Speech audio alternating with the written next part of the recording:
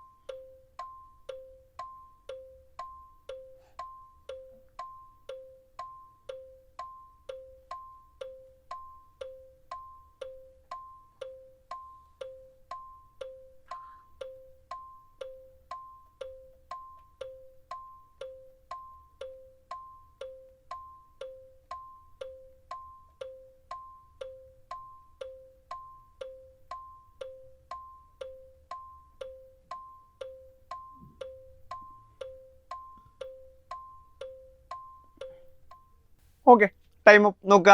A man walks 5 kilometers towards south and then turns to the right. അപ്പോൾ ഒരു വ്യക്തി എന്ത് ചെയ്യാണ്, ഒരു സ്പെസിഫിക് പോയിന്റിലാണെന്ന് വെക്കുക. അദ്ദേഹം സൗത്തിലേക്കൊരു 5 kilometers നടക്കുകയാണ്.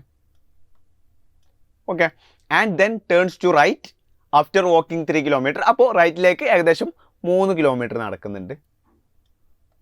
3 kilometers. He turns to left and walks 5 kilometers. വീണ്ടും അദ്ദേഹം ലെഫ്റ്റിലേക്ക് തിരിഞ്ഞിട്ട് ഒരു 5 kilometers വീണ്ടും ട്രാവൽ ചെയ്യാണ്.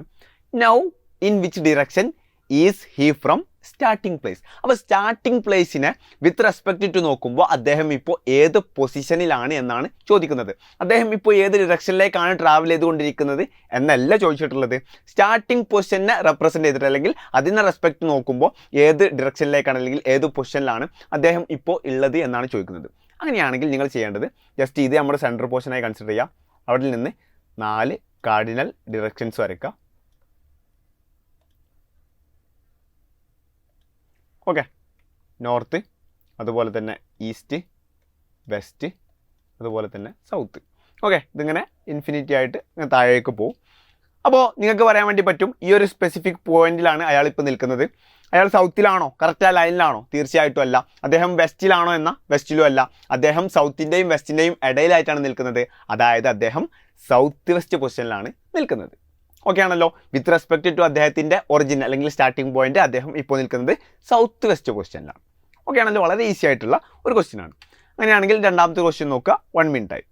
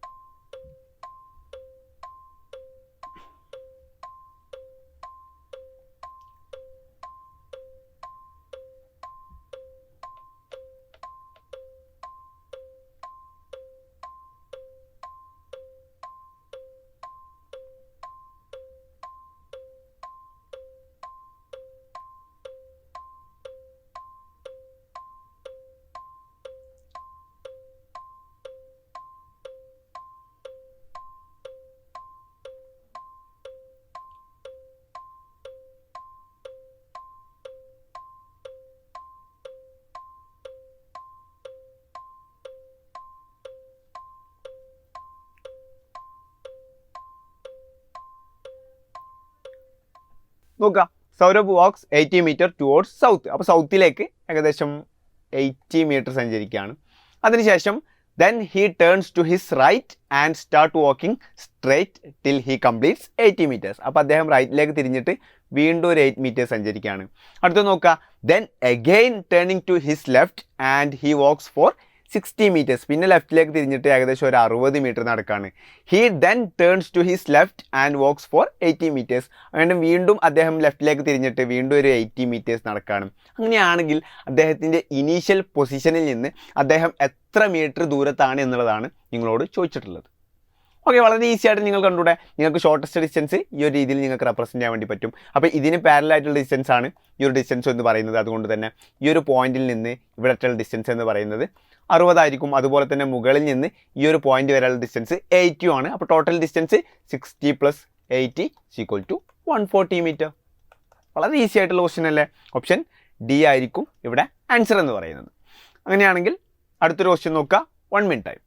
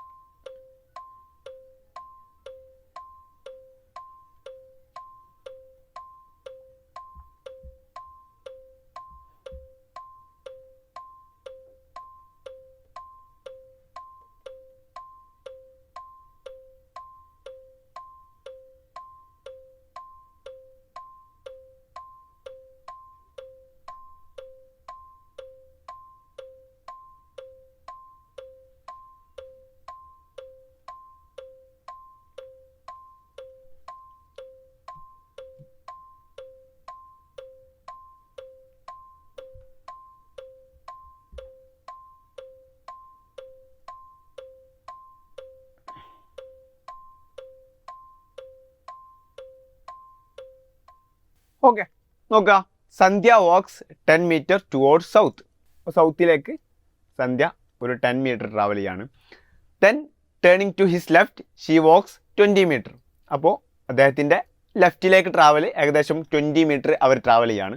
അതിനുശേഷം then turn to her right. അപ്പോൾ അതിനുശേഷം അവർ റൈറ്റിലേക്ക് ട്രാവൽ ചെയ്യാണ്. എത്ര മീറ്റർ ആണ്? After moving at distance of 20 metre. റൈറ്റിലേക്ക് ഒരു 20 മീറ്റർ വീണ്ടും ട്രാവൽ ചെയ്യാണ്. Then she turns to right and walks 20 metre. അപ്പോൾ വീണ്ടും റൈറ്റിലേക്ക് ട്രാവൽ ചെയ്യാണ് ഏകദേശം 20 metre. Finally she turns to right and moves 10 metre. അപ്പോൾ വീണ്ടും റൈറ്റിലേക്ക് ട്രാവൽ ചെയ്തിട്ടൊരു 10 മീറ്റർ അവരെന്ത് ചെയ്യാണ്? സഞ്ചരിക്കുകയാണ്. In which direction is she moving? ഇപ്പോൾ അവർ ഏത് ഡിറക്ഷനിലേക്കാണ് മൂവ് ചെയ്തുകൊണ്ടിരിക്കുന്നത് എന്നുള്ളതാണ്. അവർ ഇപ്പോൾ ലാസ്റ്റ് മൂവ്മെൻറ്റ് എന്ന് പറയുന്നത് ഇങ്ങോട്ടേക്കാണ്, അല്ലെങ്കിൽ മുകളിലോട്ടാണ്. ആ ഒരു ഡിറക്ഷൻ എന്ന് പറയുന്നത് ഏതാ? തീർച്ചയായിട്ടും നിങ്ങൾക്കറിയാം, നോർത്താണ്. അതുകൊണ്ട് തന്നെ ആൻസർ എന്ന് പറയുന്നത് ഓപ്ഷൻ ബി, നോർത്ത് എന്നുള്ളതാണ്. ഓക്കെ ആണല്ലോ, വളരെ ഈസി ആയിട്ടുള്ള ക്വസ്റ്റ്യൻ ആണ്. ജസ്റ്റ് നിങ്ങൾ ആ ഒരു എത്ര ഡിസ്റ്റൻസ് പറയുന്നു, റൈറ്റിലേക്ക് എത്ര പോകുന്നു, ലെഫ്റ്റിലേക്ക് എത്ര പോകുന്നു, ആ ഒരു സംഭവം വരച്ചാൽ തന്നെ നിങ്ങൾ എന്താണ് വളരെ ഈസി ആയിട്ട് തന്നെ ആൻസറിലേക്ക് നിങ്ങൾക്ക് എത്താൻ വേണ്ടി കഴിയും. അങ്ങനെയാണെങ്കിൽ നാലാമത്തെ ക്വസ്റ്റ്യൻ നോക്കുക. 1 മിനിറ്റ് ടൈം.